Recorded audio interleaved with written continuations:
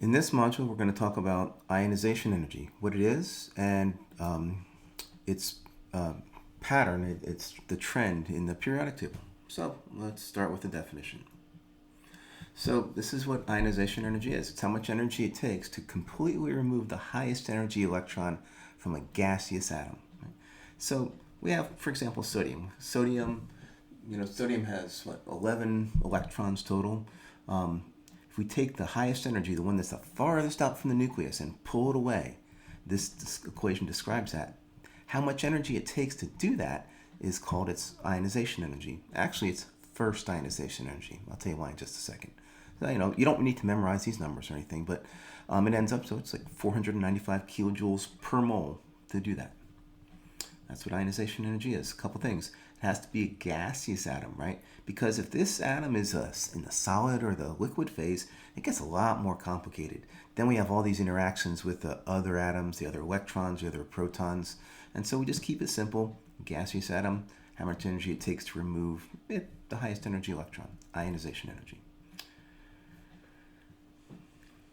Now, we can have a first ionization energy, a second, a third, and so on. Until we run out of electrons, we still have ionization energy. So, for example, with magnesium, the first ionization energy of magnesium is how much energy it takes to take that first electron out from the neutral atom, right? There's no charge up here, notice this. When we take an electron away, it's left with a positive charge, and that amount of energy is the first ionization energy. But once we've taken that first electron away, we still have more electrons. We have, magnesium has 12 electrons. Once we take this one out, there's still 11 left. We can keep on taking them out until we run out of electrons. But as we do, it gets more and more costly, costs more energy. The second ionization energy, how much energy it takes to remove that second electron, is, in this case, 1445 kilojoules per mole. And then the third, we start with a +2 ion. To take that third electron away, it takes 7,730 kilojoules per mole. So we can have as many ionization energies as there are electrons. And another thing to notice is that as we take more and more electrons away, each electron takes more energy to remove than the previous one did. It's always the case. The second ionization energy is greater than the first. The third ionization energy is greater than the second, and so on until you run out of electrons. All right, so there's two basic reasons for this. The first is that, so if this represents magnesium with no charge, neutral magnesium has 12 protons and 12 electrons. Now, the electron configuration for magnesium, remember, it's 1s2, 2s2, 2p6, 3s2. Now, or in other words, we could say that it is neon, the neon core, with two 3s electrons, neon 3s2. These are the two 3s electrons. These 10 are the core electrons. Core electrons are all electrons that are not valence. And remember, valence electrons are the outermost electrons, the highest N. So, when we take this first electron away, we're taking it away from a neutral atom with no charge. But when we take the second electron away, the second ionization energy, now we already have a positive charge. And it takes more energy to pull this second electron away from something that already has a positive charge than it did to remove it from something that didn't have a charge. That's one reason. Another reason why successive ionization energies increase always is that there's less repulsion as we take more electrons out. Remember, repulsion, or shielding, raises the energy of these electrons. So these electrons are all pushing each other apart, pushing each other away, which means that now we have 10 core electrons and 2 valence electrons. They're all pushing each other away, and that means that these 2 valence electrons are easier to remove than this one, because now there's less repulsion. There's that second valence electron isn't pushing this away anymore, so that means that it's harder to remove. It doesn't have any help by the repulsion from that other electron. So in general, this is a good thing to memorize. First ionization energy increases as you go from left to right in each period or row of the periodic table. A general trend. Now, as you go up and down a column or a group, right, the first ionization energy increases from the bottom to the top. It gets harder to remove an electron the farther you go up a column in the periodic table. For example, this is the alkali metals, lithium, sodium, potassium, rubidium, and cesium. And you can see as you go up from cesium to lithium, the first ionization energy increases. Same with the noble gases, from radon through helium. Now, the reason for this basically is that as you go down a column in the periodic table, the valence electrons, the outermost electrons are farther from the nucleus because they're in a higher principal energy shell. So for example, lithium's electron configuration is helium 2s1. The highest energy electron is at n equals 2. In sodium, it's neon 3s1. The highest energy electron is at n equals 3. And potassium, it's at n equals 4. Remember, as n increases, remember these numbers represent n, the electrons are farther from the nucleus. And because they're farther from the nucleus, they're easier to pull away. They're not as held as strongly by those positive charges on the protons. Oops. So if we look at this table here, we can see something really interesting. These are the successive ionization energies for sodium through argon, third row, excuse me. So as we go from ionization energy 1 to ionization energy 2, there's a huge jump here.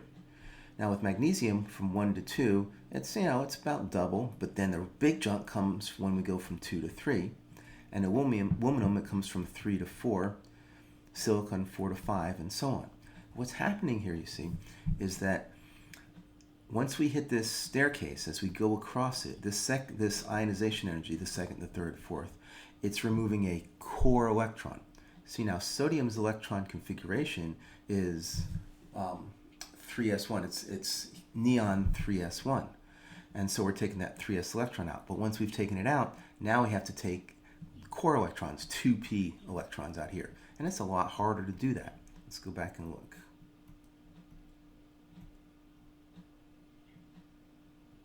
So with magnesium, okay, first ionization energy, yeah, not a big deal, 735.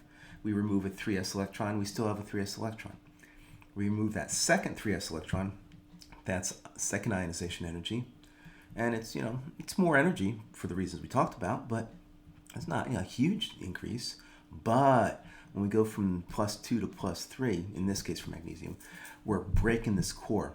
We're pulling an electron out of a full subshell, 2s2, 2p6. Remember, there's a special stability, we talked about this before, associated with half full and full subshells. In particular, an S2P6 configuration is really stable. That's going to give us what we call the octet rule later on. When we break this, it takes a lot of energy. We're going down, okay, we have to break into the n equals 2 shell and start pulling those electrons out. Now that's this huge increase in energy. And so if you look at the periodic table and compare it to this table right here, you'll see that this jump always happens as we kind of wrap around to the previous row. We're pulling out core electrons. Now, so this graph shows the first ionization energies from hydrogen through, radon. These dot is one of these elements. And you'll notice the trends we talked about. If you look at the alkali metals, lithium, sodium, potassium, rubidium, and cesium in general, it's getting easier to remove an electron as you go down the column. As you go across a row from lithium, say, to neon, in general, it gets harder to remove an electron. Ionization energy increases, first ionization energy, but we have a couple of bumps here, right? So we can explain that. There's a bump here and a bump here. And we can explain this using electron configurations. And the concept, remember, the important thing here is going to be to remember that a full or a half full subshell is particularly stable. It's going to be a little bit harder to break it. So one of those jumps was going from beryllium to boron, remember? Beryllium jumped up, and then for boron, even though it's to the right of beryllium in the periodic table, its first ionization energy went down, and then it started going back up again. Why is that? Well, if we look at the electron configurations and what's happening, beryllium in the first ionization energy is losing a 2s electron. we're breaking a full subshell. So the 2s subshell is full, and we're breaking that. We're giving it a half full, but still, we're breaking it. When we go from boron to the boron plus 1 cation, we're removing a 2p1 electron. So one thing is that we're not starting with a full or half full subshell, and we're ending up with a full subshell.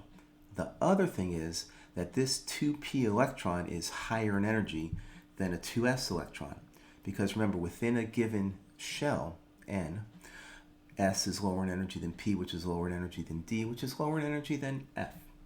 So it's higher in energy, easier to move, and we end up with a full subshell, whereas here we're breaking a full subshell. Now, the next bump we saw in that graph was going from nitrogen to oxygen.